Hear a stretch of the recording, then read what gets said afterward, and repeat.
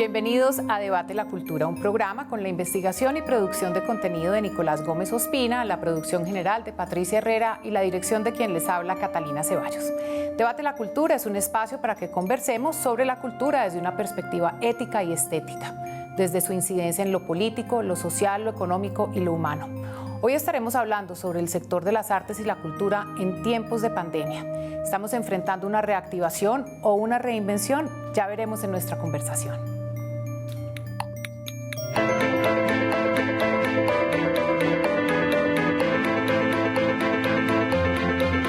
Nos acompañan en el estudio Julio Hernán Correal, actor de teatro, cine, televisión, radio y otros medios. Además de lector de audiolibros para editoriales españolas, maestro en arte dramático, egresado de la Universidad de Antioquia. Estudió agronomía en la Universidad Nacional y allí empezó su carrera en el Teatro Estudio. Ha escrito guiones y cortos para series web. Es miembro fundador y actual presidente de la Junta Directiva de la Asociación Colombiana de Actores, ACA.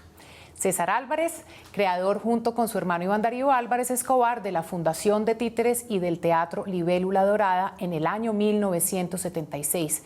Socio fundador de la Asociación de Titiriteros de Colombia, Ático. Miembro del Consejo Nacional de Teatro, presidente de la Asociación de Salas Concertadas y jurado de diferentes convocatorias de becas de creación artística de las alcaldías de Bogotá, Barranquilla, Medellín y del Ministerio de Cultura. Y nos acompaña por Skype Vanessa Severino, periodista con máster en gestión cultural y que fue coordinadora de industrias culturales y creativas en Findeter, Banca de Desarrollo Colombiana. Es además docente en la Universidad Javeriana de la Cátedra Creadores, Gestores y Espacios de Circulación. Directora y cofundadora de Pop-Up Art, plataforma catalano-colombiana de producción e intermediación cultural. Los invito a que veamos y oigamos la premisa sobre la cual vamos a partir hoy. Es una reflexión, es una pregunta y que esperamos poder ir resolviendo a lo largo de esta conversación. La pandemia ha evidenciado nuestros sistemas de salud y también nuestras condiciones sociales. También ha develado las condiciones del sector de las artes y la cultura. Se ha puesto en evidencia la precariedad que ya venía desde hace tiempo, la estabilidad laboral, la dependencia de agentes privados y públicos para la creación, producción, distribución, circulación, que permiten el desarrollo sostenible del sector y sus agentes. Para hacernos una idea, el presupuesto de la cartera del Ministerio de Cultura para el 2021 representa el 1.29% del presupuesto destinado para defensa y policía, aun cuando nos encontramos en un gobierno cuya hoja de ruta se denominó la de la economía naranja, que supone el fortalecimiento de las industrias creativas. La gran cantidad de eventos culturales de gran escala, como lo son ferias, fiestas o carnavales locales, regionales y nacionales, dependen directamente del apoyo económico del sector privado, quienes, en algunos casos, apoyaron con una menor cuantía para las versiones digitales de estos encuentros. Es decir, la circulación es la más impactada con la pandemia, básicamente quedó anulada. Por otro lado, algunos creadores, productores y gestores solo cuentan con el apoyo que puedan recibir de los premios, estímulos y becas, producto de las convocatorias de los gobiernos locales y del Ministerio de Cultura. En 2020, el Ministerio de Cultura puso a disposición del sector 24.000 millones de pesos divididos en 140 convocatorias. Por su parte, el distrito hizo una inversión de más de 16.500 millones de pesos con una oferta de 166 convocatorias. Aquí el resultado es que no todos ganan, es decir, la creación, producción y distribución también han sido afectadas por la pandemia. Nos preguntamos en Debate la Cultura por esas expresiones artísticas que necesitan de la circulación presencial y cómo se enfrentan a conceptos y acciones como son la reactivación y la reinvención. ¿Qué ha significado la pandemia para el sector de las expresiones artísticas y las prácticas culturales y qué ha dejado en evidencia? Haya o no pandemia, debe protegerse al sector de la cultura por la importancia que tiene en la construcción del tejido social. En el presupuesto general de la Nación para el año 2021, solo los rubros de inteligencia, empleo público y ciencia y tecnología e innovación tienen menos presupuesto que la cartera del sector de cultura, quien este año, como gran apuesta, dicen que invirtieron o van a invertir 507.000 millones de pesos. La pregunta, y sobre lo cual vamos a tener que hablar a lo largo del programa, es nosotros creemos que la pandemia develó una crisis del sector, no es que el sector se haya convertido en un sector crítico por la pandemia. La pregunta y la primera pregunta que quiero hacer es precisamente esa. Empecemos con el maestro César Álvarez. ¿estás de acuerdo con que en efecto la crisis es anterior a la pandemia o en efecto, como planteamos en la premisa, se develó una crisis producto de la pandemia? No, desde luego, desde mucho antes. Desafortunadamente, nuestros gobiernos para ellos nunca ha sido prioridad pues, la cultura. Y los logros lo que se ha avanzado con la creación del Ministerio de Cultura, empezando por allí, que se creó un Ministerio de Cultura para que velara por el desarrollo del arte y la cultura en nuestro país. Pero en ninguno de los gobiernos pues, ha logrado la relevancia ni la importancia política que tiene el arte y la cultura. El mismo sector artístico y cultural, el movimiento teatral colombiano estuvo apoyando la creación del Ministerio de Cultura, estuvo también haciendo parte la constituyente y logrando que por fin el arte y la cultura estuviera considerado dentro de la Constitución Nacional. Igual, sin número de luchas para que se lograra poco a poco un avance en los presupuestos de cultura. Pero no, desafortunadamente, lo que muestra esta pandemia es lo paupérrimo que está el sector de la cultura y en particular, pues el movimiento artístico colombiano. Julio, quiero hacerte una pregunta a propósito de lo que dice el maestro César Álvarez y es la siguiente. El maestro dice que nunca se ha tenido en cuenta la relevancia y lo importante que es el sector. Por supuesto, también tenemos claro que estamos hablando también del presupuesto.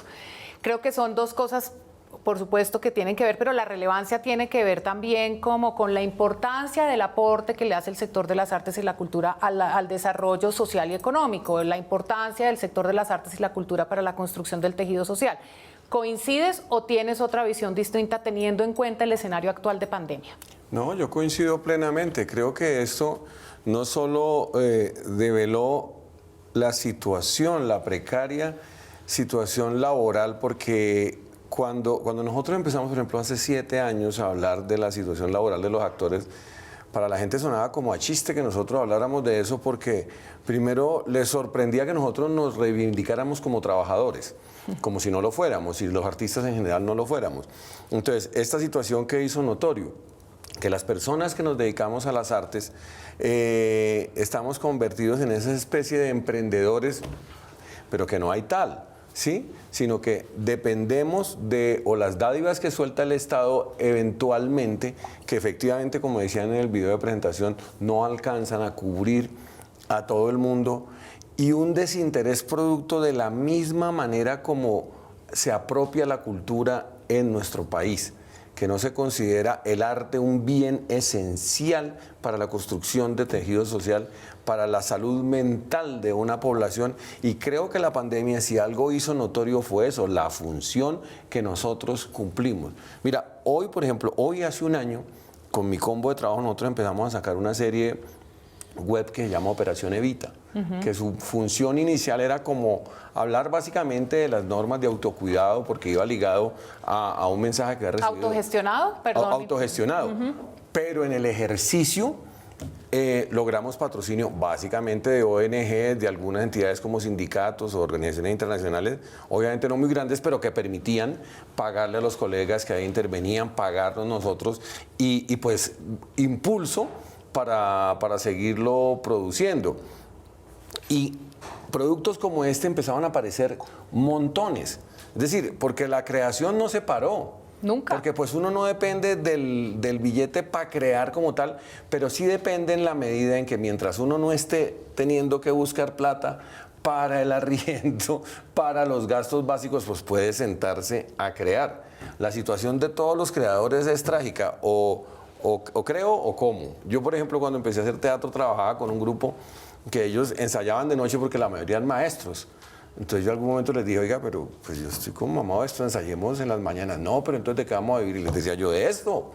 Entonces, no, pero es que es muy difícil. Le dije, bueno, entonces, chao. Y por eso me fui de ese grupo a buscar poder vivir de lo que a mí me gusta hacer, que es lo que sé hacer, y creo que es el esfuerzo en el que personas como César y como yo y como muchos otros hemos estado durante todo este tiempo, que cómo vivimos, la gente dice de milagro y no se equivoca, pero es por una labor muy tenaz que exige mucho compromiso, muchas horas de trabajo diarias, mucho esfuerzo creativo y físico para poder vivir con decencia. Y el año pasado se notó además de que se hizo notorio que no existen censos, que no Vamos a hablar de eso, que no sí, existe información suficiente y que la mayoría de las personas que nos dedicamos a las artes no tenemos seguridad de ningún tipo. Así es. Quiero preguntarle a Vanessa, desde el punto de vista de la gestión, porque claramente, digamos, en el teatro, en la libélula dorada, por supuesto, tienen un ejercicio de gestión, en el caso de ustedes son actores, un ejercicio creativo. Desde la gestión, Vanessa, ¿tú cómo ves que se ha develado las circunstancias reales del sector de las artes y la cultura? Cata, ¿cómo estás? Buenas noches. Al maestro César y a Julio también, muy buenas noches. Qué rico estar con ustedes compartiendo. Bueno, yo creo que hay un lugar muy evidente que atraviesa el sector después de que llega la pandemia, pero que venía de antes, y es la falta de articulación. A nosotros, desde la gestión en nuestra empresa, en Pop Apart, nos gusta hablar mucho del entusiasmo que promueve la precarización, como que en el sector nos hemos acostumbrado a hacer lo que sea por lo que sea, y eso lo que hace es estimular unos circuitos muy precarios en donde no se dignifica, no se entiende, como en todos los lugares que venían hablando tanto el maestro como Julio, una labor que hace vital el entendimiento de la sociedad. Entonces creo que lo que más se ha develado es que no existía entre nosotros mismos una valorización de la forma en la que nos relacionamos para trabajar. Desde la gestión, así como entendiendo, como lo decían también en la intro del programa de esta noche, hay unas conexiones entre lo que es la creación hasta llegar al consumo. Y en cada uno de esos eslabones uno necesita tener unas relaciones muy transparentes y de confianza con los que terminan siendo sus proveedores, o como lo llamamos nosotros más como técnicamente en la gestión cultural, los agregadores de valor. Entonces, esa relación en la que uno compra el diseño de un álbum o el vestuario de una obra o todos esos productos o subproductos que llegan a terminar lo que yo quiero circular, necesita que estén atravesados por un andamiaje muy poderoso de entendernos como sector, de respetarnos entre nosotros para poder saber cómo hago negocios. Y creo que también toda esa crisis venía de antes, pero con la pandemia se ha develado mucho más, y como lo decía Julio, empezaron a aparecer un montón de productos, un montón de lugares, un montón de proyectos que develaban que los creadores siguen creando, sigue habiendo, digamos, ese estímulo y ese principio de mantener la creación y el arte vivo, pero las relaciones de cómo yo llego con ese producto a otros lugares, en este momento pues al espacio público, a los teatros o a los venues que circulen, necesitan que las relaciones entre nosotros estén mucho más fuertes. Creo que por ahí me gustaría dejarlo por ahora mientras vamos profundizando en lo que ustedes quieran tocar esta noche. Bueno, varias cosas y creo que antes de irnos a una pausa destaco lo siguiente. La creación sigue y pareciera, y eso sonara, que está bien. Sin embargo, la verdad es que por mucho que creemos, pues tenemos que comer, necesitamos un trabajo, y eso está desde el campo de la creación hasta el campo de la gestión.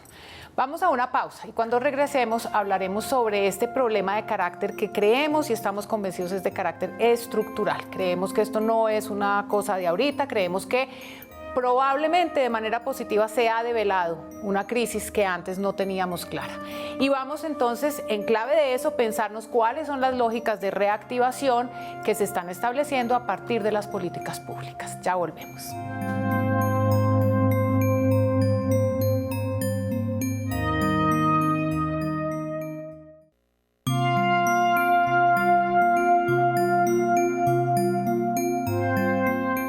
Estamos hablando sobre varios aspectos y queremos entrar en la reactivación y en la reinvención. Según los datos del Ministerio de Cultura, el año pasado se asignaron y ejecutaron 88.989 millones de pesos para el apoyo y mitigación de la crisis de la pandemia, entre convocatorias, subsidios y exenciones a la renta, que sabemos que eso está muy hacia la economía naranja. Y la pregunta es, ¿qué piensan ustedes porque la pregunta es, ¿será que dependemos demasiado del Estado y que hay como una figura de ellos paternalista, el gobierno muy paternalista y el sector muy con ganas de que apoye? ¿O el proceso creativo es independiente de ese apoyo económico? Empecemos con el maestro César. Bueno, empezando porque más que asistencialismo o un apoyo, el arte y la cultura es un derecho constitucional. Y la obligación del Estado es permitir que haya creación y que llegue a la mayoría de la población. Desafortunadamente, pues, el arte y la cultura, pues, más que todo el arte y la producción artística, no está muy cerca de la gente, porque a partir de la misma educación, desde la infancia, el niño no tiene acceso al arte y la cultura. Y por lo tanto, pues no crece con esa sensibilidad y con ese gusto de consumir cultura. Para muchos que hemos viajado a los lugares más apartados del país y de las ciudades, nos hemos dado cuenta que nunca los niños han tenido acceso a una obra de teatro, a una obra de títeres. Entonces, más que un asistencialismo, es un deber del Estado facilitar a sus ciudadanos y dar las posibilidades de creación dignamente.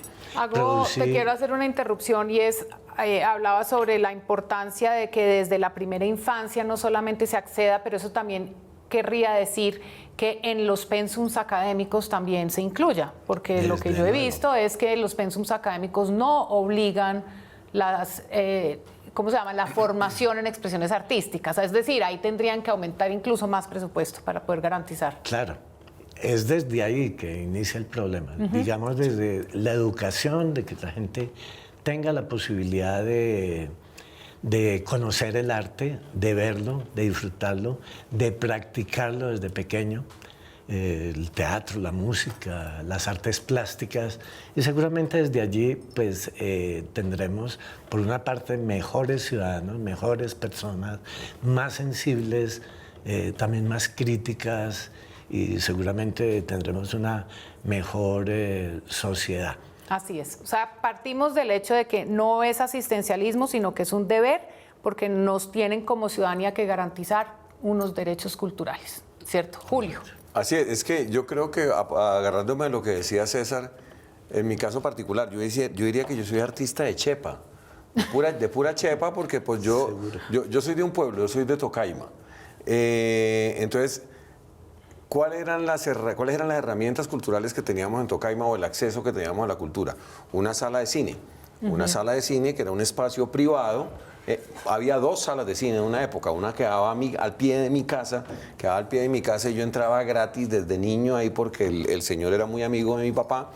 Y la otra, que era el Teatro Veracruz, y la otra el Teatro Mariscal, en la que todos nos acostumbramos a ver películas de Viruta y Capulina, del Santo, cine mexicano, y ya después el gusto se fue puliendo.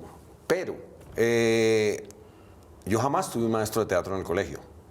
Jamás tuve un maestro de teatro. Cuando estaba en primaria, que había un colegio de monjas, y las monjas tenían como una visión de la cultura, de la presentación, ahí había coros, había actividad cultural, pero no había una formación como tal. Entonces, resulto metido en esto pues porque mi sensibilidad me conduce a eso, porque teníamos referentes en el pueblo como Misael Torres, que es paisano mío, y entonces siempre lo teníamos en el radar, a Hugo Afanador, al mismo Carlos Julio Ramírez, que era como el referente cultural del pueblo.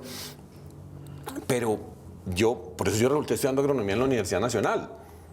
Yo termino el bachillerato, había tenido el mejor puntaje en el IFE, tal, ¿usted qué va a estudiar?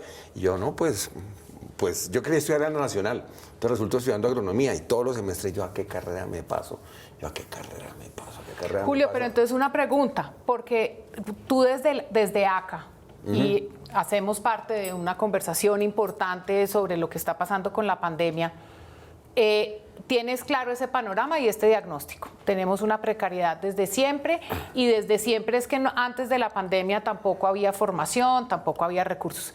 Desde acá ustedes tienen esa claridad y aún así piensan que debe haber una asistencia entonces obligada tal como la dice César. Pues tiene que haber una política de Estado, porque yo creo que tiene que haber un estímulo al consumo, es decir, uno como creador que necesita condiciones ideales para poder crear. A todos nos pasa y todos hacemos rebusques y a veces hacemos cosas por encargo y por estar haciendo uno las cosas por encargo a veces no puede hacer las obras que uno quiere crear como tal. ¿Por qué? Porque necesita estar en el diario vivir, en el diario rebusque. Ahora, no hay una tradición de consumo cultural y la mayoría de la población colombiana no está acostumbrada a tener un consumo cultural fuerte, a pagar para ese consumo y no tiene tampoco recursos como pagarlo. Entonces acá, ¿qué artistas pueden tener garantizada como la existencia a partir de su trabajo sin necesidad de depender del Estado? Los cantantes de música vallenata, los cantantes de música popular,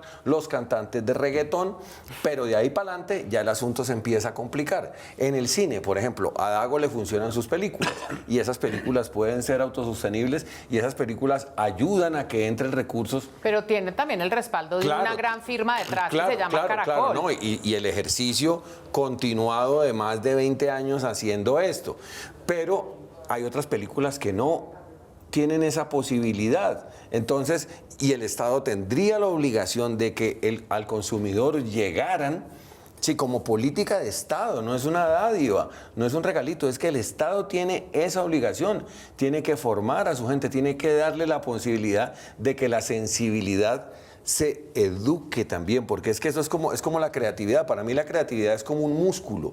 Es decir, si uno está ejerciendo la creatividad, la creación a diario, obviamente su creatividad se va a potencializar. Pero si no lo hace, no. Nosotros vimos ahorita aquí en la pandemia, pues era una cosa muy dolorosa cuando empezaban a aparecer los mariachis, los conjuntos vallenatos en la calle y en un barrio de clase media como en el que yo vivo, pues la gente colaboraba hasta un punto. Claro. Hasta donde puede, porque ya llegaba un momento en que no había cómo más ayudar. Y entonces ahí es donde, ¿quién tiene que encargarse de esto? El Estado.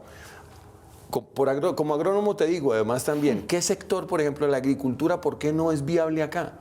Porque no tiene los mismos subsidios que tiene Estados Unidos. Y la agricultura no es un negocio que pueda funcionar fácilmente sin esos subsidios. Y el Estado abandonó esa responsabilidad como ha abandonado la responsabilidad del fomento de la cultura. Bueno, Vanessa, con respecto a esa cifra que di al principio, 88.000 millones de pesos adjudicados para premios, becas y convocatorias. Yo planteo, ya sabemos que ni César ni Julio creen que haya un asistencialismo, sino que es una obligatoriedad y un derecho cultural. ¿Cuál es tu posición frente a estos incentivos?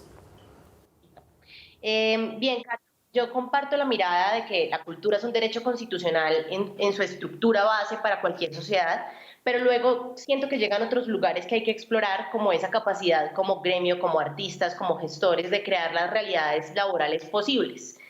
Digamos que el año pasado, cuando cambian un poco y llegan estos estímulos de emergencia al principio de marzo del 2019, siento que empieza a suceder como estos juegos del hambre en el que todos se presentan a todos, la competencia es mucho más ruda y empieza a aparecer como este juego un poco más complejo de entender quién se está ganando las cosas, porque hay unos lugares o proyectos que repiten becas, cuáles son las formas en las que hay que estructurar un proyecto para que de verdad sea susceptible de una financiación pública, todos los lugares como que hay que tener en cuenta para la evaluación, y se vuelve muy rudo y se vuelve como muy desestabilizador y desesperanzador para toda la gente que tiene proyectos. Nosotros hemos empezado a experimentar otras formas de prototipar esa forma de sacar los proyectos adelante, haciendo unas agremiaciones basadas en el capital simbólico de los proyectos. Eso nos ha permitido crear desde la base muy sólida unas inversiones que inicialmente son simbólicas, cuando un creador, un director de teatro, cuando un cantante, cuando un creador en general decide tener un proyecto y quiénes son sus intermediarios para sacarlo adelante. Y cómo desde esa primera inversión simbólica, pero poniéndolo como con una relación de la intermediación a la moneda, logramos saber cómo sacar un proyecto adelante. Entonces, bueno, esas son unas metodologías que hemos ido probando, que son prueba y error, pero siento que también toda la pandemia ha develado unas nuevas complicidades entre estos intermediarios. Nosotros hemos tenido la fortuna de trabajar con muchos espacios que se han abierto a estas propuestas. El año pasado creamos un proyecto que se llamaba La Tarima Invisible, en Proyecto Binario, que es un espacio en San Felipe, que es el denominado Distrito Creativo de Bogotá, con todas las aristas y con... Vane, te quiero interrumpir un segundo porque el planteamiento que tú estás haciendo es muy interesante en la medida que lo planteas como exitoso. Quiero saber si ese éxito significa que todas las personas de tu equipo, actores, creadores y gestores, están teniendo, y por supuesto el proyecto como tal, pues están subsistiendo y con una visión de sostenibilidad, o están simplemente teniendo unos ingresos que mantiene ras con ras y permite que no desaparezca, digamos, la posibilidad de crear. Yo creo, Cata, que como metodología que está en prueba piloto nos ha permitido tener unos alcances muy interesantes para mantener unos ingresos mensuales, por lo menos a la base del equipo, pero está expandiendo e irradiando unas posibilidades nuevas a una red y a una comunidad que empezamos a testear y a como a involucrar en esta lógica. Entonces lo que hacemos es coger esos recursos en especie o esos valores simbólicos que logramos como anidar y volver más grandes y rotárnoslos. Entonces me ha pasado, y lo pongo como un ejemplo concreto, que trabajo haciendo producción de un proyecto muy grande en el que sé que los directores no tienen todos los recursos económicos para pagarlo, pero yo canjeo con ellos, digamos, sus capacidades dramatúrgicas para luego dirigir otro proyecto. Entonces lo que hago es traerme el recurso de allá para convertirlo en otro recurso económico en otro proyecto, y empezamos un poco como a jugar con las capacidades simbólicas de todos, pero hay muy poca educación entre nosotros como sector para también entenderlo, como no sentir que estamos haciendo un trueque, pues porque eso es de la economía plutárquica de hace mucho tiempo, sino ser capaces de llevarlo más allá como a la facturación. Nosotros somos una SAS y facturamos en especie, y eso nos ha servido mucho, digamos, para tener como un buen desempeño fiscal durante el año. Julio, tú querías decir algo. Sí, es que hay algo que no, pues como Vanessa habla de un proyecto que va como en escenarios binarios, que me salió en rima el asunto. ¿Estás hablando de qué? ¿De escenarios presenciales y escenarios virtuales o algo así? Sí, en realidad cuando hablaba de binario es un espacio físico, un proyecto que queda, un espacio físico, una galería polivalente que queda en el barrio San Felipe, se llama Proyecto Binario, pero respondiendo a tu pregunta, nosotros hemos hecho eventos presenciales y virtuales, hemos hecho desde streamings, como con una voy a ver qué tal, claro, pero por ejemplo también la fortuna de inaugurar la franja presencial del Julio Mario Santo Domingo con una cantante que se llama La Muchacha, que de hecho es del sello del hijo del maestro César, que nos acompaña, de Santiago. Y Incorrecto es un sello también como con un ojo curatorial muy bonito, con el que nosotros hemos generado unas alianzas y una estabilidad muy bacana para entender qué pasa después de que uno tiene un fonograma, cómo se lleva eso de los escenarios de exhibición y circulación. Y tuvimos la fortuna de hacer este concierto presencial que agotó boletas en 4 días, y todo el equipo que hay detrás estamos testeando esas formas de trabajo, como no relacionarnos únicamente desde el concepto de cliente, público, proveedor, sino entender más cómo creamos más valor entre todos, haciendo esa intermediación entre, por ejemplo, en este caso, un sello y una productora y una exhibidora. Es que a lo que iba con esto también es que creo que lo otro en lo que ha faltado decisión por parte del Estado y que se sienten a diseñar una política es en lo que pasa con las redes. Es decir, nosotros, por ejemplo, empezamos a producir y empezamos a rotar. ¿Nosotros se saca? No, hablo desde el simulacro, que es el combo que yo tengo. Empezamos a producir, y también muchos colegas de acá, y lo hacíamos también desde acá, empezamos a rotar por Instagram, YouTube y Facebook. Y listo, está bien, y tienen las visualizaciones y todo eso, y la esperanza de monetizar, pero eso no por es claro. Por a largo plazo. Pero bueno, ¿y YouTube, Instagram y ellos qué? O sea, porque ellos han estado recogiendo todo, desde los contenidos que podemos poner los creadores hasta las fotos que pone la gente, y quién paga eso. Una economía digital asociada a los contenidos culturales. Eso lo hemos hablado, yo creo que un poco en esa conversación que tenemos a través de nuestros celulares con varias personas del sector. Antes de irnos para otra pausa, Astrid Ávila, que tiene una editorial independiente, también nos contestó esta pregunta. Yo no creo que se pueda hablar de una reactivación del sector cultural, por lo tanto tampoco creo que se pueda hablar de asistencialismo por parte del Estado en este momento. Los incentivos para la cultura de hecho han sido muy pocos durante la pandemia. La visión de la cultura de este gobierno la considero obtusa, no concuerdo con ella. Creo que justamente por el miedo al asistencialismo este gobierno se ha inclinado hacia la imposición de la idea del libre mercado en la cultura, ha presionado a los creadores para que empaqueten su producción artística y entren a las malas a un modelo neoliberal. ¿Qué tanto le beneficia ese modelo a los creadores del país? Realmente considero que muy poco.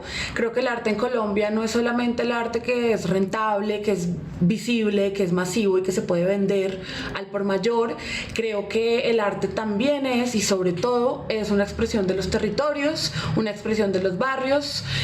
Creo que el arte comunitario, el arte popular es importante. Creo que para que ese arte siga creándose y circulando no hay apoyo. Creo que las convocatorias no han sido suficientes a pesar de que tuvieron una ampliación de su presupuesto, muy poco realmente para la situación que atraviesa el país. Creo que el Estado colombiano en este momento no garantiza el derecho a la cultura, así como tampoco garantiza un montón de otros derechos en este momento. Creo que el Estado debería procurar políticas públicas que fomenten la creación y la circulación de las artes. Creo que esa política debe concebir el arte no solamente como un aporte más al PIB, al Producto Interno Bruto, sino también como una herramienta de desarrollo social, como una herramienta de memoria. No me parece que eso sea asistencialista. Creo que ese es el mínimo deber que tenemos con nuestra sociedad, no solo con los creadores, con absolutamente todos los ciudadanos y las ciudadanas de este país, y eso especialmente en este país que tiene tantas heridas aún abiertas por la guerra. Creo que igual como probablemente esto que digo de la política pública siga sin pasar, yo considero que los creadores, las creadoras y los gestores que creemos en el trabajo colectivo debemos insistir y resistir ante ese ímpetu de empaquetarlo todo. Creo que quizás debamos pensarnos cada vez más en economías diferentes, en economías disidentes, en economías solidarias, donde también circulen capitales, pero lo hagan de otras maneras, donde combinemos saberes, no solo saberes de las artes, sino saberes científicos, agrícolas, donde podamos procurarnos unos intercambios simbólicos y monetarios más justos y más reales. Y no seguir pensando en cómo vamos a entrar a la fuerza a una máquina de hacer jugo de naranja. Vamos a una pausa y ya volvemos.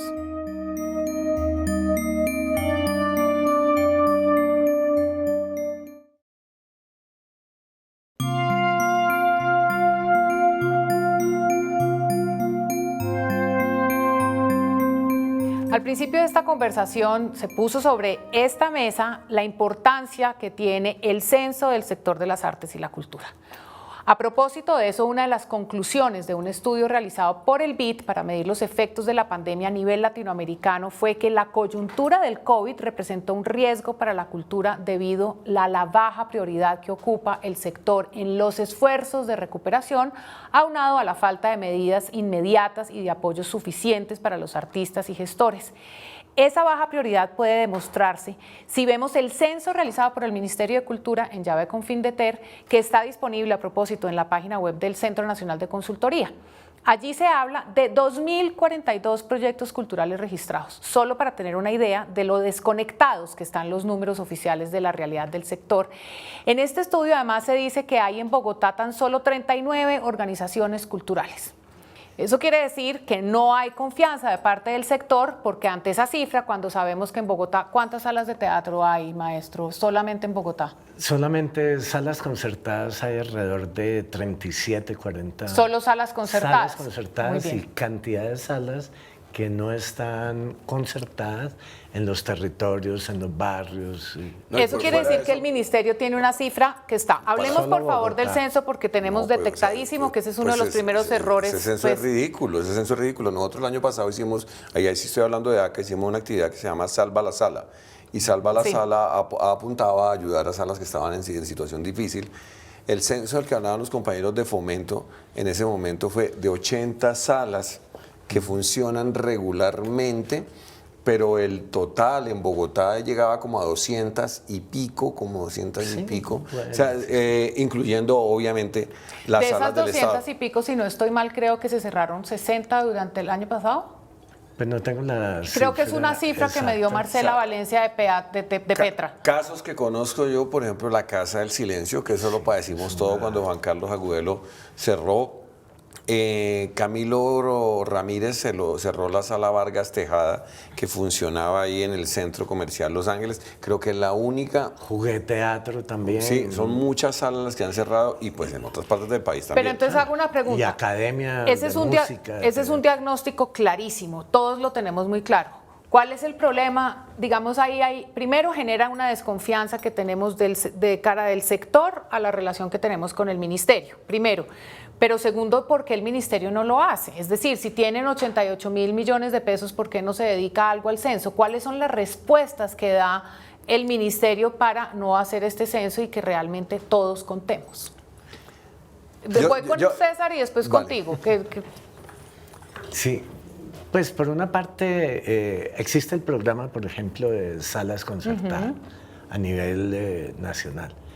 Para nosotros ese apoyo representa, digamos, un 10% de lo que vale para nosotros sostenernos como sala activa, permanente, con una circulación permanente y con una actividad permanente.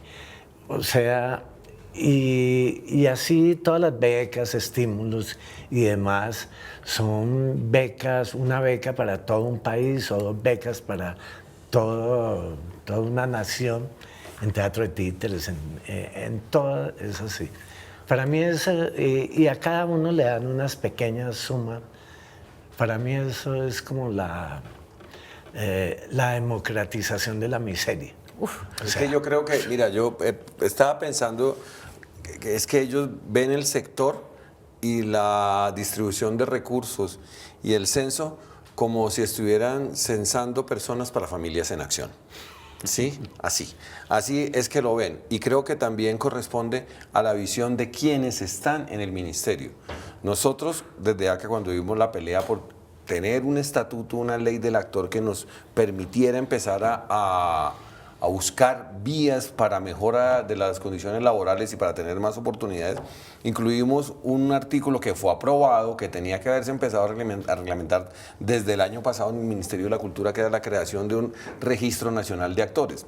Hace un mes tuvimos una reunión con la gente del ministerio y resulta que el registro, que es una obligación de ley. Ese registro ayudaría al censo. Claro, Por o sea, supuesto. ese registro nos lo están empaquetando dentro de no, es que estamos creyendo como la base de artistas. Entonces yo les dije de entrada, le dije, pero mira, nosotros que estuvimos peleando por esto, si yo llego encuentro en la página y dice registro de artistas y no aparece una cosa que diga registro nacional de actores, les podemos meter una acción de cumplimiento. Porque está acá en la ley y ustedes tienen que cumplir. Exactamente, y además porque el registro tenía no solamente saber dónde vive, y además que tienen calificaciones absurdas que nosotros hemos combatido y hemos desechado, que ellos hablan actor de teatro, actor de cine, actor. Nosotros no hablamos de actor de teatro, actor es actor.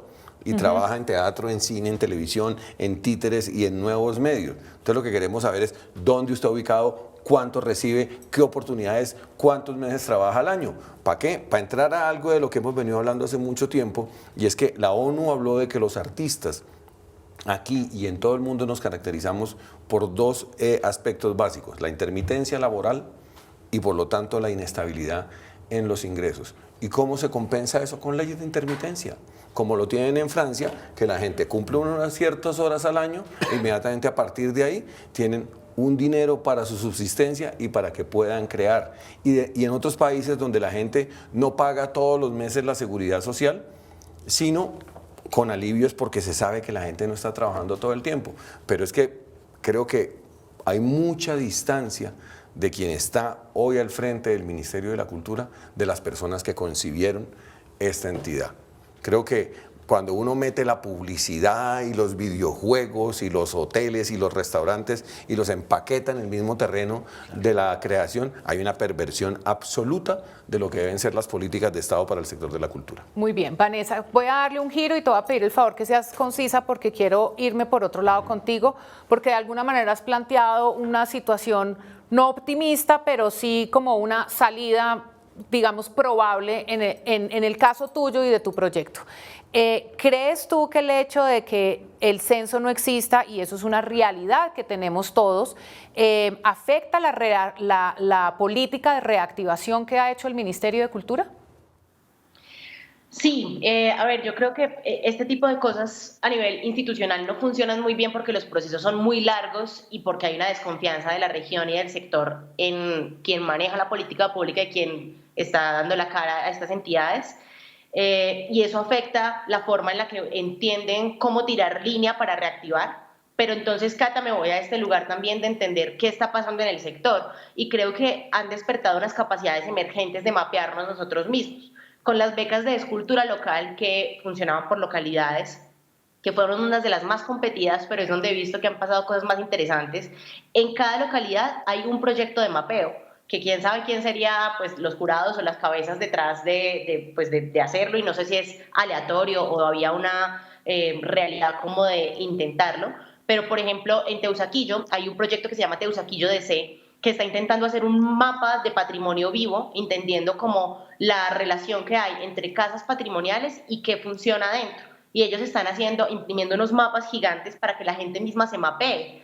Están en este momento sobre la calle 45 en las dos librerías de segunda, que es Dinosaurio y no recuerdo la otra, unos mapas gigantes, y también los han puesto en diferentes instituciones del barrio para que la gente diga, aquí queda la sala, aquí queda Adra, aquí queda la libélula. He visto otro proyecto que es de esta misma beca, no sé de qué localidad, que es una universidad de conocimientos clandestino, en los que están intentando mapear a las mujeres en la industria musical. He visto también un proyecto de mapeo de sitios dedicados a la escenografía, que se llama ARDE, que es una agremiación de escenógrafos que ellos tienen como política para presentarse a esta beca, decir es que no nos conocemos como sector, cuando uno va a mandar a hacer escenografía va donde los mismos, y ellos mismos están haciendo como una red muy bonita que se llama ARDE. Entonces, bueno, creo que hay unas iniciativas del sector muy interesantes, pero que distan mucho de cómo lo está viendo el ministerio. Quizá por la política pública un poco más distrital hay un acierto un poco más interesante. Esta semana estuve en el lanzamiento de Bogotá Teatral y Circense, que es una nueva plataforma en la que hay un conocimiento un poco más detallado del sector de las artes vivas, el teatro y el mundo escénico. Todavía muy desde el lugar público, pero con una noción un poco más interesante de meterse cómo funciona el ecosistema. Bueno, digamos que el diagnóstico final no es optimista, en todo caso. La pregunta a seguir, y ya para ir cerrando, sería ¿cómo ha sido entonces realmente esa reactivación? Si vemos que la política pública está realmente fallando en muchos aspectos, empezando por la no existencia de un censo donde todos contemos, ¿cuál es entonces la propuesta de reactivación? Es bastante compleja, ¿no? Y más en este estado de incertidumbre que se mantiene. Ahorita logramos reabrir las salas con una ocupación del 30%, en el caso de la libélula dorada son 30 personas. Tratamos también de mantener unos precios económicos para darle también acceso. ¿Hay desconfianza de la gente de consumir en época de pandemia?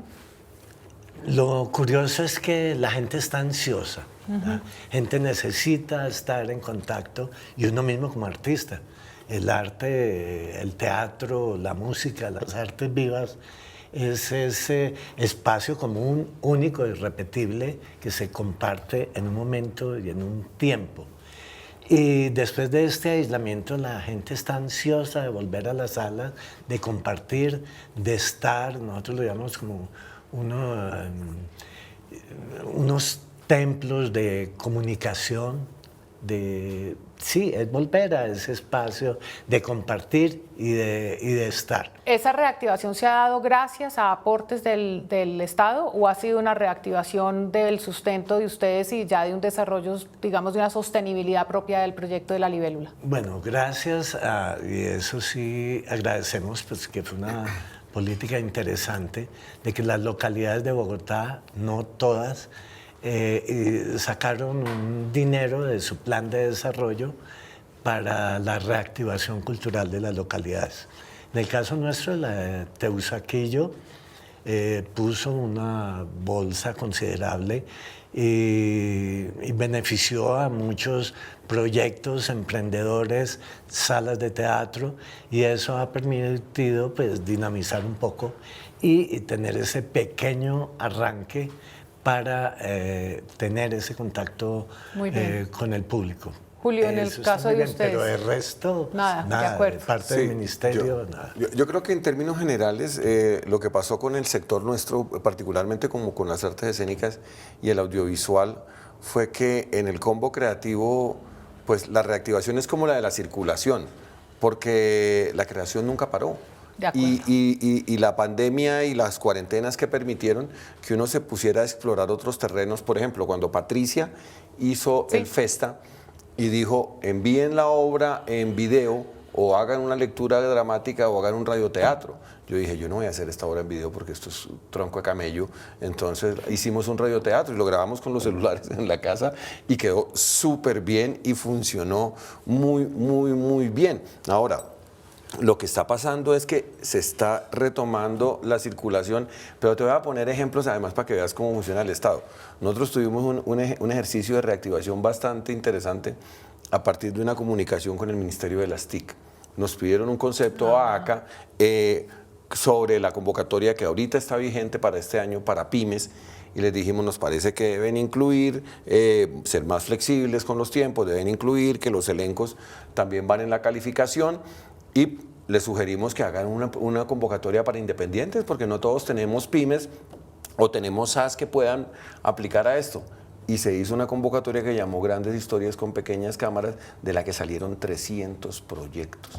Y fueron recursos del Estado. Y eso llegó, o sea, cuando se asignaron, fueron en noviembre, eso fue un respiro y es una prueba de que efectivamente sí se pueden disponer de recursos del Estado. Incluso si hay más articulación, Ministerio de Educación, Ministerio TIC, no solo cultura, sino como una política de Estado. Claro, y fue el Ministerio de las TIC, y fue muy curioso, fue simplemente una conversación, entonces un informe, ni corto ni perezoso, nosotros le metimos eso, y la ministra dijo, voy a mirar cómo hacemos la idea. Después nos dijo, tenemos ya esto, tenemos este recurso, vamos a asignar 300 proyectos. Dijimos, chévere, pues divídanlo en series y en productos individuales y que haya una distribución también para todo el país. Muy bien. Y funcionó.